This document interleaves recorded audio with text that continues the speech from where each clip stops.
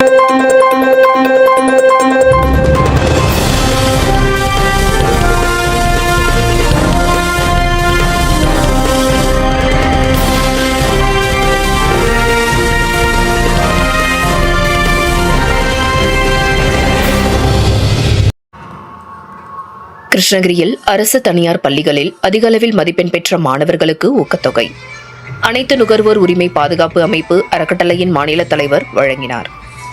கிருஷ்ணகிரியில் அனைத்து நுகர்வோர் உரிமை பாதுகாப்பு அமைப்பு அறக்கட்டளை சார்பில் மாவட்ட அளவில் அரசு தனியார் பள்ளிகளில் அதிக மதிப்பெண் பெற்ற மாணவர்களுக்கு மற்றும் உயர்கல்வி படிக்கும் ஏழை எளிய மாணவர்களுக்கும் ஆதரவற்ற உடல்நிலை பாதிக்கப்பட்ட நபர்களுக்கும் நலத்திட்ட உதவிகள் ஊக்கத்தொகை வழங்கும் நிகழ்ச்சி மற்றும் அறக்கட்டளையின் தலைவர் அப்பாதுரை பிறந்தநாள் விழா நிகழ்ச்சி குந்தாரப்பள்ளியில் தனியார் திருமண மண்டபத்தில் நடைபெற்றது.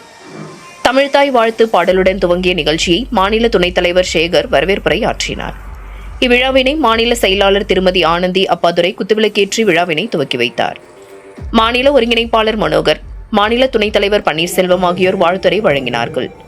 மாநில துணைத் தலைவர் டாக்டர் பன்னீர்செல்வம், மாநில துணை செயலாளர் சேகர், மாநில பொருளாளர் தேவராஜ், மாநில ஒருங்கிணைப்பாளர் மனோகரன், மாநில மக்கள் தொடர்பு அலுவலர் இளவரசி மற்றும் மாவட்ட தலைவர்களான சுபாஷ், நாகமணி, குமார், சேட்டு ஆகியோர் முன்னிலை வகித்தனர். மாநில தலைவரும் அமைப்பின் நிறுவனருமான எல் அப்பாதுரை நிகழ்ச்சியில் கலந்து கொண்டு தனது அப்பாவின் மெழுகு சிலையை குடும்பத்துடன் திறந்து வைத்து மாலை அணிவித்து மலர் தூவி சிறப்புரை ஆற்றினார்.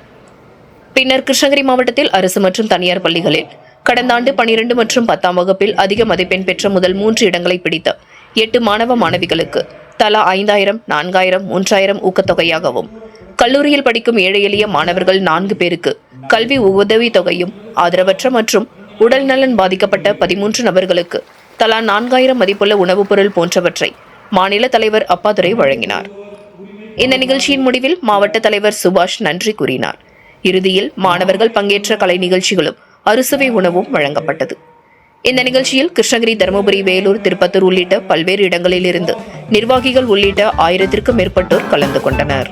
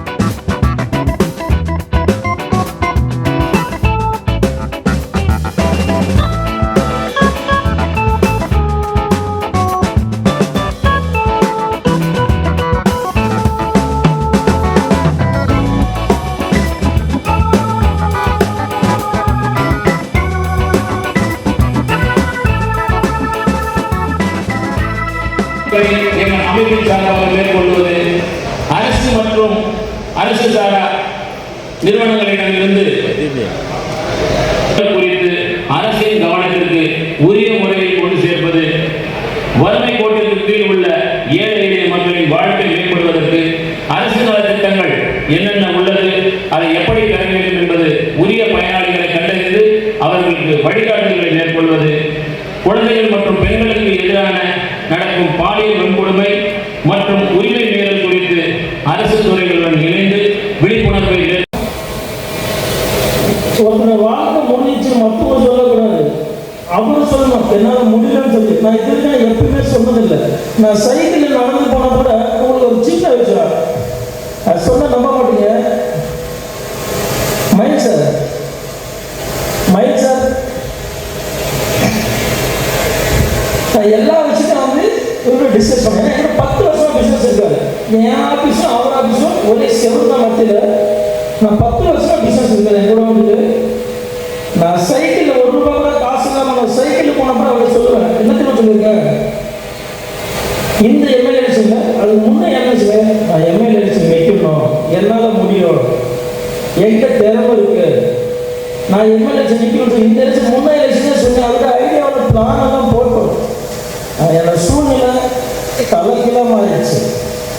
ஆனால் எதுக்காக நான் வருத்தப்பட்டோ இல்லை வேற ஒரு முடிவில் எதுவுமே எடுக்கல. என் வாழ்க்கையை நானே கொஞ்சம் செதுக்க ஆரம்பிச்சேன். எவ்வளவு பேர் சாமி சிலையா இருந்தாலும் செதுக்கிறது ஒரு சின்ன புள்ளிதான் தெரிஞ்சுக்கிட்டேன். வாழ்ந்த தெய்வத்தை எவ்வளவு பேர் தெய்வமாங்களோ அதை உருவானதுக்கு ஒரு சின்ன ஒளி தான் காரணம் தெரிஞ்சுக்கிட்டேன். நான் எங்க தப்பு பண்ணணும், என்ன தப்பு பண்ண, எந்த தப்பு பண்ணான்னு புரிஞ்சுக்கிட்டேன். என் தப்பை திருத்தினேன், என் பிஸ்னஸை வந்து டெவலப் பண்ணேன். அது கூட நிறைய ஹெல்ப் பண்ணிட்டு இருக்கேன். இது வந்து நான் இதுக்கு ட்ரஸ்ட் ஆரம்பிச்சு அதுக்காக பண்ணணும் இல்லை. நான் நிறைய ஸ்கூல்ஸ்க்கு கோயில்ஸ்க்கு நிறைய பண்ணியிருக்கேன். நான் யாருக்கும் சொல்ல மாட்டேன். நான் வேணும் நிறைய பண்ணணும். இந்த நிறைய பண்ணும்போது என்ன அப்படின்னா அங்கெல்லாம் கொடுக்குறான், நம்மளும் போய் கிட்ட கொடுத்துருவான். ஸோ அப்போ எல்லாத்துக்கும் வர ஆரம்பிச்சாங்க. ஆனால் நம்ம உதவி பண்ணுறது இல்லாதவங்களுக்கும் இயலாதவங்களுக்கும் போய் சேரணும். நல்லா படிக்க அறிவு இருக்கும், ஆனால் வசதி இருக்காது. வாழ்க்கையில் முன்னேறதுக்கு அறிவு இருக்கும், ஐடியா இருக்கும், பணம் இருக்காது. வாழணும் ஆசை இருக்காது, ஆனால் அவங்களுக்கு ஏதோ ஒரு பிரச்சனை இருக்கும். இந்த மாதிரி இருக்கிற எல்லாரையும் ஒன்று சேர்த்து அவங்க வாழ்க்கைக்கு முன்னேறதுக்கு என்னால் என்ன பண்ண முடியுமோ அதுக்காக ஆரம்பிக்கப்பட்ட இந்த ட்ரஸ்ட். என்கிட்ட நீங்க எத்தனை கார் எத்தனை பைக் இருந்தாலுமே நான் என்னைக்கு என்கிட்ட இருக்கு, நான் பண்றேன், நான் என்னைக்குமே காட்டிட்டு கிடையாது. என் கூட இருக்கிற அத்தனை பேருக்கு என்ன மாதிரி வாழணும்னு தான் இன்னைக்கு எல்லாருக்குமே ஐடியா சொல்லுவாங்க. எதுவாக மறைச்சு வச்சு பேச முடியாது. நான் இது வரைக்கும் மறைச்சு வச்சு பேசுறதும் கிடையாது. எதுவாக இருந்தாலும் ஓப்பனாக சொல்லிடுவேன். நான் சொல்ற பிஸ்னஸாக இருந்தாலும் நான் ஓப்பனாக சொல்லிடுவேன். அதுவே சில டைம் எனக்கு பிரச்சனையாக வந்து நிற்கும். எந்த பிரச்சனை வந்தாலும் நான் கவலைப்பட மாட்டேன். நான் சொல்ற விஷயம் என் எதிரி கூட நல்லதா இருக்கா, நல்லா இருக்கட்டும். எதிரியே கூட வாழணும். யாரும் கெட்டு போயிடக்கூடாது, யாரும் கீழே விழுந்துடக்கூடாது. கீழே விழுந்தா தூக்குறதுலாம் யாருமே இல்லை சார். ஏன்னா விழுந்த வழி எனக்கு இருக்கு. விழுந்தவங்க நான் கை கொடுத்து தூக்கிடுவேன். அது யாரும் என்னாலும் பார்க்க மாட்டேன்.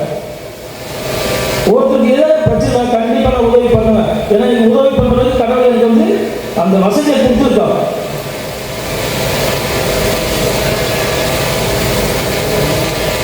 எனக்கு ஒரு டீ வேணும், எத்தனை பேர் எனக்கு வாங்கி கொடுப்பீங்க சார்? எனக்கு ஒரு டீ வேணும்.